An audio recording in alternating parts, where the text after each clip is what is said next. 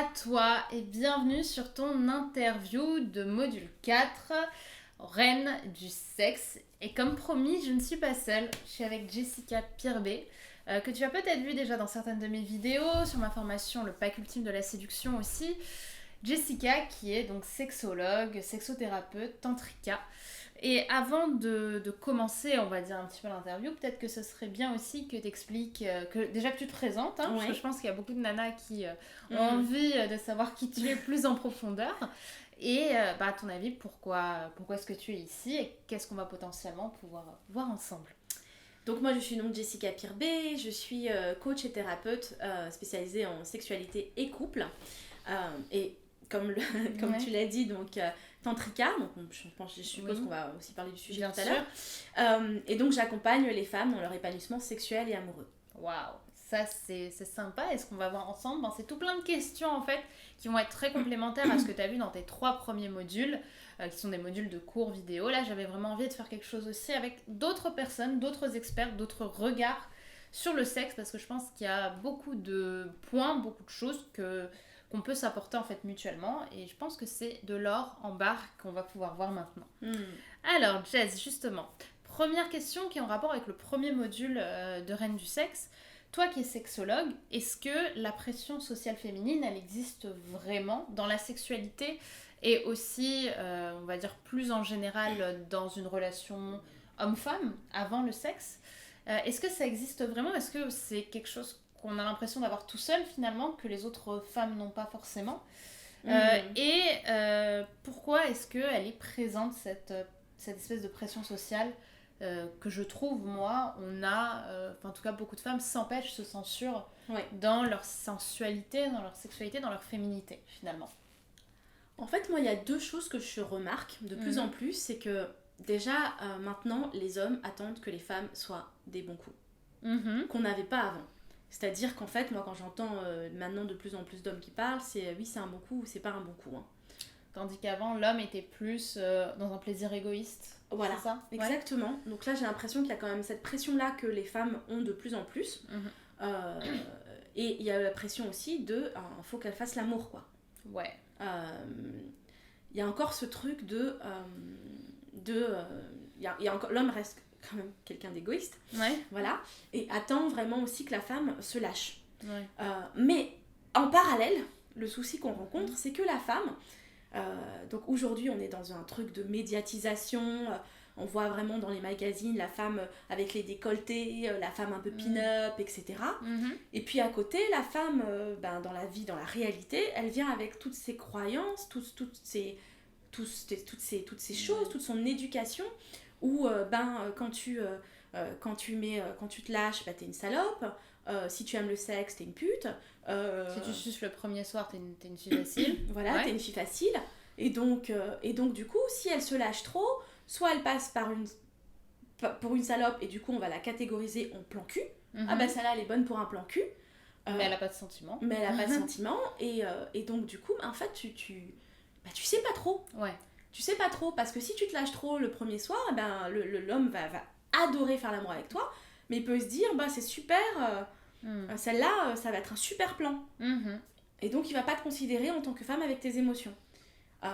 Donc c'est vraiment trouver cet équilibre, j'ai presque envie de dire. C'est ça. Et je pense qu'il y a quand même beaucoup d'hommes qui ont envie d'avoir des femmes qui se lâchent au lit, ils n'ont pas forcément envie d'avoir une poupée une poupée comme ça. Et en même temps, je pense que ça, tu peux notamment le voir en fonction de la personne que tu as en face de toi, non? De voir quoi? De voir ce que veut l'homme avec toi, finalement. Oui, ça tu le vois, mais ça veut pas dire, c'est pas parce que tu vois que tu vas lui donner ce qu'il veut. Ça c'est hyper important, c'est une notion qui est hyper importante que j'ai envie de vraiment dans la sororité pour les femmes. C'est pas parce qu'il veut que je vais le faire. Ouais, ça c'est cool. C'est le frustré en fait. Parce que ce qui se passe des fois, c'est par exemple l'homme va à un moment donné dire tu veux pas me sucer? Ou des seins, et toi t'en as pas envie en fait. Et donc du coup, tu vas pas en fait, c'est de passer au-delà du regard de l'homme et de t'affirmer en tant que femme et te dire que tu peux faire des choses comme tu peux ne pas faire des choses. Parce qu'il y a des hommes, par exemple, ils ont absolument envie de jouir parce qu'ils n'ont pas éjaculé. et qui vont dire, en gros, je vais parler franco, tu veux pas me branler. Ouais. Ça peut arriver. Ou tiens, je vais me masturber parce que j'ai vraiment envie de jouir. Ouais. Ou bien est-ce que je peux éjaculer dans ta bouche aussi, par exemple. Ouais. Donc voilà, si t'as pas envie, tu le fais pas. Et là, pour moi, il y a une pression encore de la femme qui va se dire, elle a tellement peur de perdre ou tellement peur de passer peut-être pour un mauvais coup, qu'elle va peut-être s'obliger à faire des choses. Ouais. Donc ça, vraiment, pour moi, être une femme qui se respecte et qui ne subit pas la pression sociale ou la pression de l'homme, c'est une femme qui va vraiment faire ce qu'elle a envie, ce qu'elle veut. Exactement. Et surtout que du coup, je trouve, après tu me diras, de toute façon ça correspond un peu à la deuxième question, ça va généralement avoir l'effet inverse de ce qu'elle imagine. C'est-à-dire qu'une femme qui sait dire non au lit, qui sait, par exemple, qui a pas forcément envie de sucer tout de suite, si elle lui dit non, le mec, ça va le frustrer, mais aussi parfois dans le bon sens. C'est-à-dire que il va se dire, ah ok, elle me donne pas tout, donc elle n'est pas là que pour du cul. C'est une nana qui a des émotions, qui a sûrement une histoire dans laquelle, l'histoire fait qu'elle se respecte, donc il y a des raisons pour lesquelles elle se respecte, j'imagine, un peu dans l'inconscient masculin. Donc, elle fait au final ce qu'elle veut. Oui, voilà. Exactement. Et en fait, du coup, je pense que ce qui se passe dans la tête de l'homme, déjà, c'est elle se respecte, donc attention, c'est pas n'importe qui que j'ai en face. Et peut-être que justement, ça va le faire s'attacher aussi. Ouais, c'est vrai. Ça va le faire s'attacher parce qu'il va se dire, déjà, elle me donne pas tout de suite. Et ça, les hommes, ils sont, par rapport à la sexualité, ils ont envie de savoir comment tu fais. Ouais, c'est vrai. Donc, du coup, ils vont vouloir te revoir de toute façon s'il a aimé tout le reste. Ouais. Il aura envie de te voir et il va peut-être faire des fantasmes sur effectivement la manière dont tu fais la fellation, mais ce qui est chouette, c'est que il va de toute façon il va attendre. Si t'apprécie, il attendra. Et en moins, c'est une bonne nouvelle, c'est que de toute façon, il va te revoir, et il va te revoir, il va te revoir. Donc lui donne pas tout de suite et respecte-toi. Il va d'autant plus te revoir en se disant que justement, tu n'es pas une femme facile et tu te respectes. Et si en même temps, on a au contraire envie de sucer ou de branler, bref, le premier soir, et justement qu'on a peur par rapport à cette pression sociale, par rapport au fait de dire oui, mais si je suce le premier soir, je me respecte pas du coup. Au final, moi je trouve que c'est faux. Je pense que se respecter, c'est faire ce qu'on a envie de faire avec le consentement évidemment de son partenaire. Exactement. Comment ça se passe du coup dans ce cas-là ? Est-ce qu'on a, entre guillemets, le droit de sucer le premier soir, par exemple, ou toutes sortes de choses, hein. Ça peut être de se faire prendre en levrette le premier soir. En sodomie, enfin tout ce qu'on va faire le premier soir. Il y a beaucoup de nanas, je pense, qui complexent sur leur désir aussi. Oui. Et comment ça se passe dans ce cas-là ? Ok. Alors en fait, c'est vraiment, pour moi, c'est vraiment de s'autoriser à se faire plaisir. Peu importe qu'est-ce qui nous fait plaisir en fait. Par contre, de le communiquer au partenaire. En fait, j'ai pas envie de dire, si par exemple il y a le côté mince, si je le suce tout de suite, voilà. Bon, déjà, de toute façon, il y a la connexion qui fait que tu sais ou pas si ton partenaire il est open. Si il est pas, je veux dire, tu regardes dans ses yeux, tu commences à aller vers le bas, tu fais des bisous avec, ou bien tu lèches. De toute façon, il y a toujours un intermédiaire. Voilà, donc tu vois bien que. Et si tu as envie de le faire, c'est de t'autoriser. Il n'y a pas de règles et il n'y a pas de bien ou de mal en fait. Il n'y a jamais de bien et de mal d'ailleurs. Le bien et le mal, c'est notre perception qu'on a eue et avec l'éducation qu'on a eue. Même dans tout en général, hein, pas forcément que dans le sexe d'ailleurs. Exactement.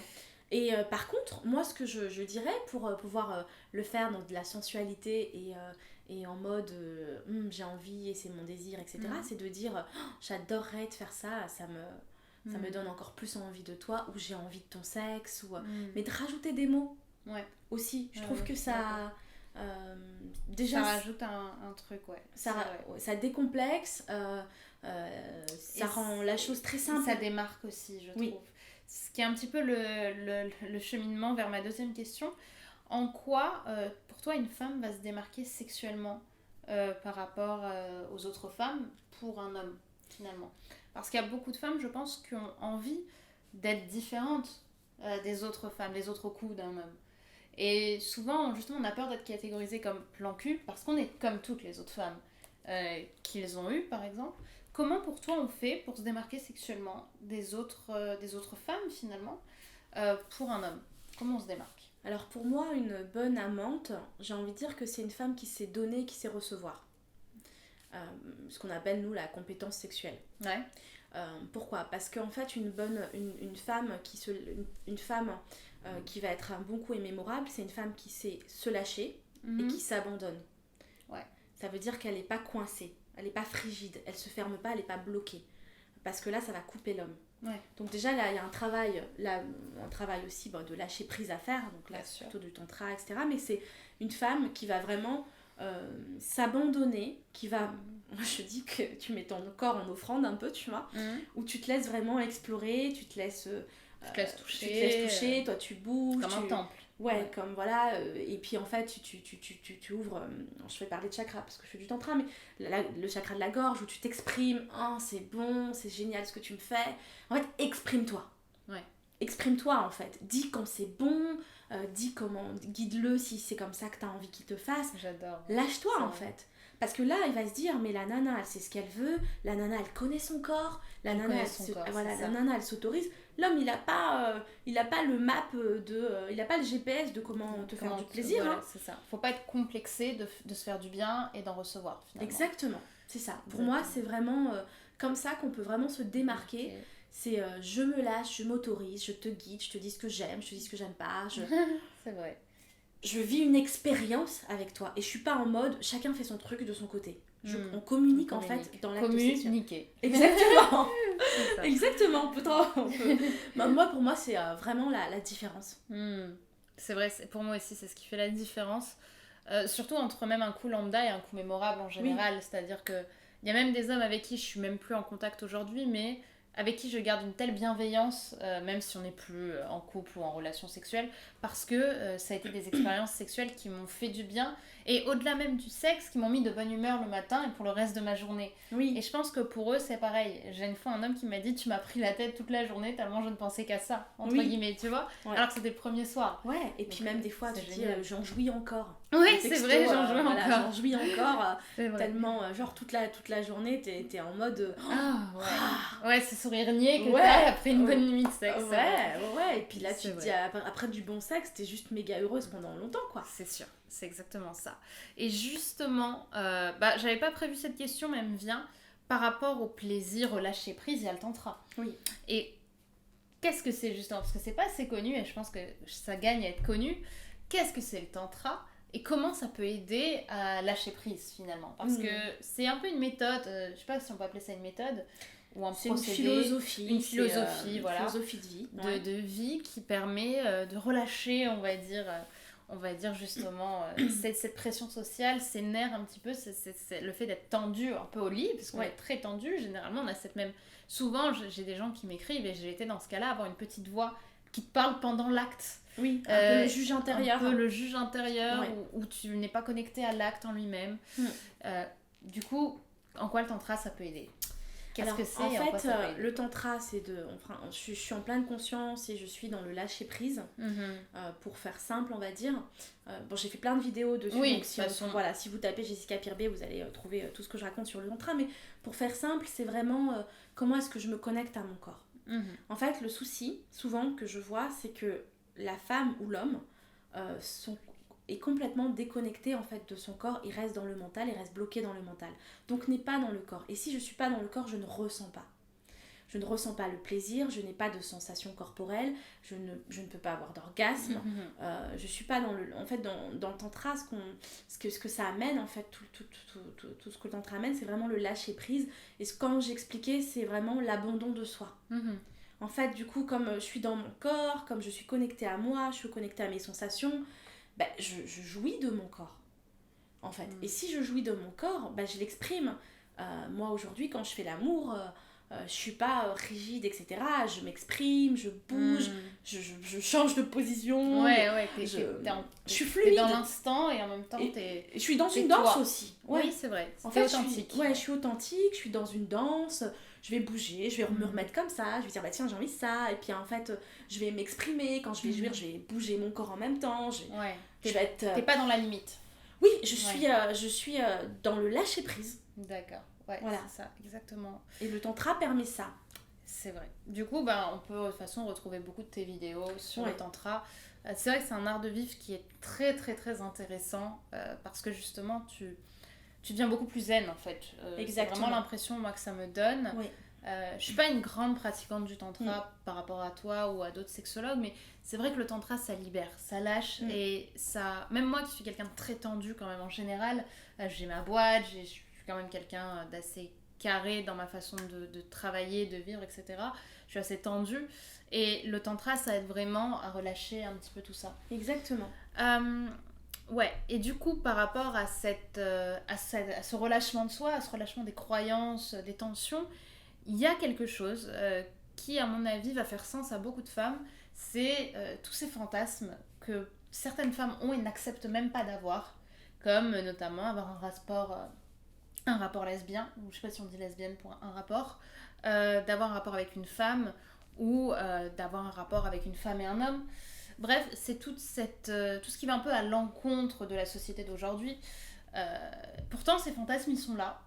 Il y a une envie, il y a souvent un désir. Il y a même des femmes qui se bloquent avec les hommes parce qu'elles ont envie de coucher avec des femmes sans forcément être bi ou homosexuelles. Comment ça se passe ? Est-ce que c'est réel pour beaucoup de femmes ? Et comment ça se passe pour un peu se libérer potentiellement de ces fantasmes ou bien accepter de les avoir sans agir ? Bah, en fait, faire l'amour avec une femme, c'est le premier fantasme des femmes, en fait. C'est vrai. Voilà.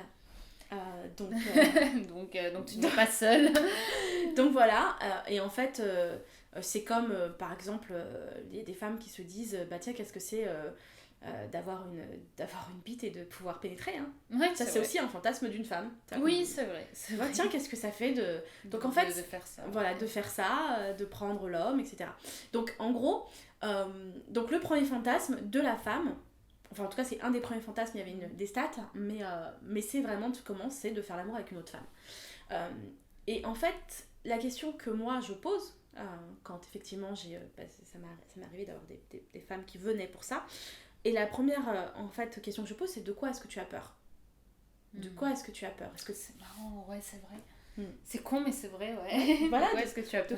De quoi est-ce que tu as peur ? C'est quoi ? C'est le fait d'être tu as peur de ton homosexualité, parce qu'en fait ce qui se passe dans la tête, c'est mais oui, mais peut-être que je vais découvrir que je suis en fait homosexuelle et que j'aime les femmes. Alors non, c'est pas la réalité en fait. C'est pas parce que tu vas vivre une expérience avec une femme que tu es homosexuelle et que tu vas complètement découvrir quelque chose. Si tu aimes les hommes, généralement, ça se passe pas comme ça. Voilà, c'est juste une expérience et voilà. Et en fait, c'est de se dire aussi que c'est ce qui va attirer. Pourquoi est-ce que c'est le premier fantasme de la femme ? Parce que ce que la femme va rechercher chez l'autre femme, c'est la douceur. La tendresse, les caresses. Et c'est pas forcément l'acte sexuel, c'est la complicité avec une autre femme et la tendresse et la sensibilité de l'autre femme.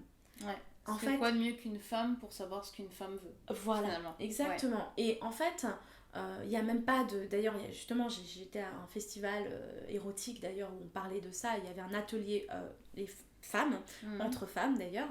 Donc j'ai vu beaucoup de femmes entre elles. Et en fait, il y a eu un discours qui a été fait qui disait que justement, la femme, en fait, quand elle va aller, donc c'est le premier fantasme de la femme, et surtout quand elle va aller rechercher, c'est pas forcément la sexualité. Elles vont même pas se faire un cunilingus entre elles, en fait. Ça va être des caresses, peut-être des baisers, mais en fait, c'est la complicité et se montrer juste de l'amour. L'amour qu'elles peuvent avoir l'une pour l'autre en termes l'amour avec un grand A et pas l'amour je t'aime avec une autre femme, quoi. C'est la sensualité plus que la sexualité. Exactement. Ok. Voilà. Et justement, partons du principe que maintenant on a accepté ça. Ouais. Comment on fait pour faire comprendre à une femme qu'on a envie d'elle ou qu'on a envie d'aller chez elle ou d'aller chez soi pour ce genre de choses ? Parce que j'imagine qu'on a souvent peur aussi de la réaction de la nana d'en face. Bien sûr. On peut nous prendre pour une lesbienne. Bien sûr. Même si il n'y a aucune honte à être lesbienne aujourd'hui. Dans la tête, souvent, ça va vite et on ne contrôle pas trop ce qu'on pense. Oui. Alors moi, je dirais que, bon, déjà, il faut voir la femme qu'on a en face. Est-ce qu'elle est libre ? Est-ce qu'elle est ouverte d'esprit ? Est-ce qu'elle a envie de vivre des expériences ou pas ? Parce que c'est une expérience, hein, quand on n'est pas lesbienne ou c'est une expérience de vivre une expérience avec une femme. Et moi, ce que je dirais, c'est d'aller déjà de sonder ça. Après, c'est de voir aussi ce qui se passe au niveau si je suis dans un bar, qu'on danse ensemble, etc. Est-ce qu'il y a un regard ? En fait, c'est de la séduction, hein. Ouais. C'est exactement les mêmes règles de séduction avec une femme. C'est-à-dire que là, ça va être, je vais la regarder, je vais danser avec elle, je vais peut-être frotter un petit peu mes hanches contre elle, je vais lui prendre la main, qu'est-ce qui se passe? Est-ce que si je la caresse un peu, est-ce qu'elle réagit? Est-ce qu'elle enlève sa main? Qu'est-ce qui se passe pour elle? Essayer vraiment de sonder tout ça et de voir si effectivement il y a une approche. Et puis ça va peut-être commencer par un baiser dans le cou, et puis peut-être de l'embrasser, et puis après d'en parler, de dire, ou de lui prendre la main et de lui dire bah viens on s'en va. Mais en fait on est exactement dans des règles de séduction qu'on peut avoir avec un homme. Ok. Voilà, ça change, ça change pas. Aussi parfois passer par on est en train de discuter dans un bar et ça passe entre les lignes. Oui. Ça passe par un sourire en coin, une façon de regarder. En fait, comme tu regardes un homme, tu peux regarder une femme sans les sentiments, finalement. C'est de l'attirance sexuelle. C'est pareil. C'est-à-dire, j'ai envie de vivre quelque chose avec toi. Voilà, il faut que ça passe à un moment donné. Et se vivre quelque chose, ça veut pas dire être 10 ans en couple avec quelqu'un. C'est l'instant d'une nuit, d'une heure, d'une soirée. Et peut-être que ça va juste être un échange de baisers, ou peut-être même pas un baiser, peut-être juste des caresses. Ouais, et puis même de la complicité sexuelle au final. T'as pas besoin d'aller forcément au bout, on vous l'a dit, il n'y a pas de règle. Finalement. Bah oui, ou t'es juste des fantasmes.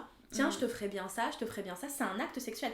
En fait, ce qu'il faut vraiment se dire, c'est qu'un acte sexuel n'est pas un acte avec un coït. Ouais, un vrai. Acte sexuel, je vais te parler. Là, en fait, on a un acte sexuel. Ouais. On parle de sexe. Ouais, c'est vrai, ouais. On a un acte sexuel. On communique, c'est pas forcément de la sensualité. Ou de l'action. Ou de l'action, exactement. Un acte sexuel, c'est pas de l'action. C'est une ambiance avant tout. C'est une ouais, enfin, une ambiance, c'est pas le mot, mais c'est feeling. C'est ce qui est en train de se passer, quoi. Je vois, là, on a un acte sexuel puisqu'on parle de sexualité avec vous. C'est vrai, si je parle de mes fantasmes avec Brenda, c'est un acte sexuel. Si je suis avec mon chéri et que il est en train de se masturber et je le regarde, je suis à côté, c'est un acte sexuel. En fait, tout peut être acte sexuel, il n'y a pas de règle. Exactement. Bah écoute, merci. Mon Dieu, c'est vrai que ça c'était hyper intéressant. J'ai appris plein de choses, moi aussi. J'ai une dernière question qui est un peu une question bonus. Il y a pas mal de nanas qui complexent d'être un peu déconnectées pendant le sexe notamment et de ne pas mouiller aussi. Il y a pas mal de nanas, alors ça je sais que c'est quelque chose qui est parfois médical mais souvent psychologique. Je ne m'y connais pas assez dans ce domaine pour pouvoir vraiment apporter des réponses, c'est pour ça que j'avais envie d'avoir un petit peu ton avis dessus. Comment ça se passe quand on n'est pas connecté à l'acte, on a envie, on a eu du désir, mais finalement maintenant on n'a plus grand chose. Ou alors on a quelque chose et là il n'y a rien quoi, il n'y a rien qui se passe. Du coup c'est plus compliqué, du coup parfois on a mal, on a des douleurs pendant l'acte. Est-ce que c'est normal d'avoir des douleurs pendant l'acte? Est-ce que c'est normal d'avoir des douleurs pendant une levrette aussi? Parce que j'ai beaucoup de retours féminins sur j'ai pas mal quand il me prend comme ça, mais quand il me prend comme ça j'ai mal. Est-ce que c'est normal? Est-ce que toutes les femmes sont comme ça? Bref, c'est un peu une question fouillie, mais en même temps je pense qu'il y a des choses qui vont un peu s'adapter à toutes les situations. Qu'est-ce que tu en penses? Alors, en fait, on a tout un lubrifiant naturel qui s'appelle la cyprine. Ouais. Et cette cyprine-là, elle est... en fait, elle est dégagée quand, effectivement, on est relâché. Si on est bloqué, pour faire simple, en gros, il n'y a pas ce lubrifiant naturel. Et donc, effectivement, les causes... Donc, si vraiment... C'est bien d'aller voir toujours un gynécologue pour voir si, effectivement, la cause n'est pas physiologique. Mais 80% des cas, la cause elle est psychologique. Et c'est parce qu'on ne se lâche pas. Soit parce qu'on n'a pas confiance, soit parce qu'on est vraiment on n'a pas confiance à la personne. Soit ou en nous. En soi ou en l'autre. Soit parce qu'on est en train de se faire tout un cinéma dans notre tête et donc du coup on n'est pas du tout dans notre corps. Et là en fait, ça peut arriver même aux femmes qui ont l'habitude d'avoir des rapports sexuels épanouissants, ça peut toutes nous arriver quand on n'est pas dans le moment présent et quand on est déconnecté. Une journée de fatigue, t'as envie mais t'es pas là en fait. Donc du coup là forcément la cyprine elle est pas dégagée et donc il n'y a pas de j'ai eu envie jusqu'à maintenant donc j'aurai envie demain en fait. Voilà. Ce qu'il faut savoir aussi c'est que pour nous les femmes la sensualité, l'éveil des sens c'est hyper important. Si l'homme il arrive et en fait il a envie tout de suite de nous pénétrer ou il nous touche vite fait les seins, un petit cuni rapide, il prend pas du plaisir et puis en fait il veut nous pénétrer, on ne sécrète pas grand chose. Parce que ça l'inconscient le sait. Voilà. Ouais. Donc du coup il se passe pas grand chose. Par contre si l'homme ou si moi je vais faire monter le désir, il faut savoir que le désir, on va dire spontané chez l'homme, il est de 85%, il est de 15% chez la femme. Ça veut dire quoi? Ça veut dire que j'ai un homme en face de moi, il y a 85% de chances qu'il ait envie de moi. Enfin, pas moi à moi, mais voilà, si je suis toute nue, si je bouge comme ça, hop, lui, avec son taux de testostérone, ça va monter. Voilà. Moi, vu que je suis à 15% de désir spontané, eh ben, il faudra me donner envie. Forcément, je mouille pas, alors que lui, il va être tout de suite en érection, souvent. Ouais. C'est ça qui se passe, donc il y a un décalage. Donc, en fait, il faut déjà pas du tout complexer par rapport à ça, et surtout, l'homme ne sait pas cette information. Donc, c'est à vous de lui dire, tu sais, mon chéri, tu sais, le désir spontané, chez la femme, il est de 15%, chez l'homme, il est de 85%. Hein, donc, c'est dingue quand même. Donc, il faut que il faut qu'on ait envie. Parce que moi, j'ai des couples souvent qui disent, oui, mais elle a pas envie, et je me sens rejetée. Donc, déjà, je pose cette base. Hop, ça met déjà les choses au clair. Ça met les choses au clair. Il se dit, ok, c'est pas moi, il y a mon taux de testostérone quand même qui est présent, que la femme n'a pas. Donc, l'idée, c'est de se dire, ok, je vais déjà communiquer cette information et puis surtout aller dans le jeu, dans l'éveil des sens, moi aussi jouer, etc. Et là, prendre le temps. Ça prend le temps. Et prendre le temps qu'il faut pour laisser monter le plaisir et le désir. Accepter de ne pas être comme un homme au final. Exactement. Aussi, hein, parce que je pense qu'il y a un complexe par rapport à ça, de ne pas être dans le désir instantané, comme tu dis. Et l'homme, il le sait ça normalement. Enfin, je veux dire, il le sait. Il sait très bien qu'on est différentes et qu'on fonctionne de manière différente. Donc, de le dire. Moi, ce que je conseille toujours, c'est d'avoir un lubrifiant à côté. Ça, c'est ma règle. Même moi, j'ai toujours un lubrifiant à côté de mon lit.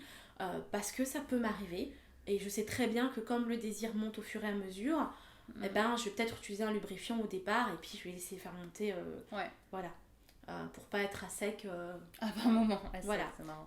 Et c'est pas une mauvaise chose aussi, faut dire ce qui est. Je veux dire, même moi ça m'est arrivé de pas mouiller, de pas mouiller finalement, c'est pas un crime, c'est pas grave, on savait pas de nous des femmes qui ne sont pas des femmes. Exactement. Parce que je pense qu'il y a beaucoup de nanas, et j'étais comme ça fut un temps, mon Dieu, qui avaient l'impression de ne pas être des femmes parce qu'elles n'avaient pas d'orgasme, parce qu'elles mouillaient pas, parce qu'elles prenaient pas de plaisir, et qu'on est un peu dans cette loi de la sexualité où une femme ça doit jouir à un moment, ça doit mouiller tant et ça doit crier tant. Oui, finalement. Exactement. Puis le truc de film porno. Hein. Oui, clairement. Le mec qui va prendre la nana dans le film porno, la nana, on l'a pas vue, on sait pas si elle mouille pas, mais clairement il y a des choses qui font, même pour rester en érection autant de temps. Bien sûr, il suffit de voir les interviews d'Anna Paulina, de toutes les actrices porno. C'est pas du tout naturel.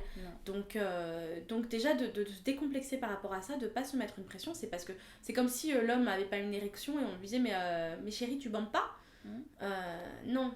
Enfin, d'ailleurs, ne faites pas ça. Voilà, parce que pour l'homme, c'est aussi compliqué de gérer ça. Mais du coup, voilà, de prendre un lubrifiant. Et surtout, après, là, c'est plutôt, voilà, c'est mon job, ma spécialité, c'est de comprendre qu'est-ce qui se passe au niveau psychologique. Si c'est quelque chose de régulier, parce que clairement, effectivement, il y a du vaginisme derrière, c'est-à-dire qu'on va se contracter. Du coup, il y a des femmes qui peuvent même plus avoir de pénétration. Ou ce qu'on appelle la dyspareunie, c'est-à-dire des douleurs à chaque pénétration. Qui font que du coup la pénétration devient un calvaire douloureux, on n'a plus envie de le faire et à ce moment-là il y a beaucoup de femmes malheureusement qui à ce moment-là vont serrer les dents et continuer parce qu'elles ont l'impression que c'est elles le problème et pas autre chose. Exactement, sauf que là surtout ne faites pas ça parce que le corps a une mémoire et il va se souvenir de tout ce que vous lui faites subir et ça veut dire que si à un moment donné ou si à chaque fois vous avez des rapports sexuels alors que vous n'en avez pas envie, vous êtes en train d'agresser votre corps et le corps se souvient de cette agression. Donc vraiment, vaut mieux même stopper plutôt que de se faire agresser ou de se faire agresser. L'homme, il sait pas qu'il est en train de vous agresser, on est d'accord, mais ça, c'est ce que vous faites subir à votre corps. Et donc, plus vous allez le faire, et plus le corps va imprégner que la sexualité est douloureuse, et donc vous allez de moins en moins avoir envie, quoi. D'accord. Donc faites-vous accompagner. Et c'est un petit peu ta spécialité comme tu l'as dit. Donc justement Jess, je pense que pour conclure cette interview ce serait intéressant de donner tes coordonnées, savoir un petit peu où on peut te trouver sur internet, parce que je pense qu'il y a beaucoup de femmes qui pourront se retrouver dans ce que tu fais. parce que tu as guéri des femmes, tu as guéri des hommes, tu as guéri des couples.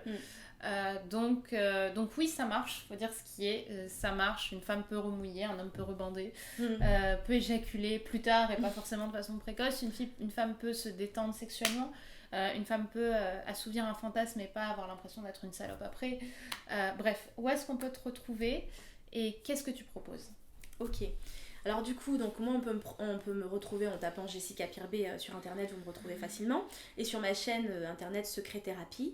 Et en fait, plus spécialement pour les femmes... tu as un atelier, je crois. Voilà, j'ai un site internet dédié aux femmes pour l'instant qui s'appelle Éveil du Féminin, éveilduféminin.com. Pourquoi ? Parce que j'accompagne énormément de femmes à devenir initiatrices dans leur vie et initiatrices dans leur sexualité. En gros, des déesses. C'est ça. Des déesses. Arrêtez d'avoir l'impression que c'est la place masculine de prendre le lead, surtout dans la vie. Exactement. Donc dans le tantra, c'est la femme, elle est initiatrice et déesse. Je les accompagne vraiment dans le lâcher-prise et dans l'autorisation et dans tout ça, la sensualité. Super. Voilà. Génial. Merci Jessica, je trouve que là on a de l'or en barre, je pense que ça va beaucoup leur plaire. De toute façon tout sera en description pour pouvoir contacter Jessica. En tout cas je te remercie d'avoir participé déjà à cette formation, d'avoir participé à cette interview.